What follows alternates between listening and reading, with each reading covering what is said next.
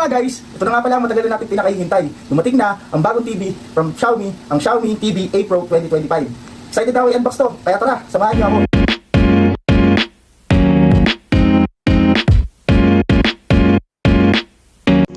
At yan mga guys, sa part na to, sinimulan na natin i-unbox yung TV. So chinek lang natin yung laman sa loob. Meron siyang kasamang stand, power cable, remote control, guide, at syempre yung TV natin. So dito naman, sinimulan na natin i-assemble yung TV. Kinabit lang natin yung stand, binuksan yung TV, setup ng Google Home. Nag-download lang din pala ako guys sa Google Play Store and connect sa TV.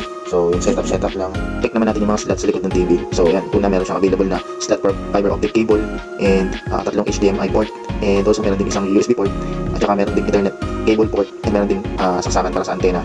Sa likod din ng TV natin, meron tornilyuhan available para sa wall mount TV bracket. So yun mga guys, dito test na natin yung TV natin sa YouTube.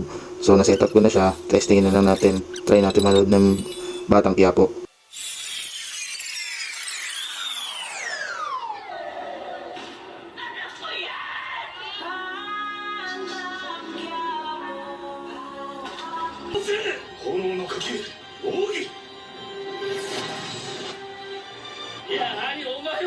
Hindi ko sure kung kita nyo sa video, pero napansin namin na sobrang ganda ng quality ng video niya, and yung tunog napaka-solid buong buo.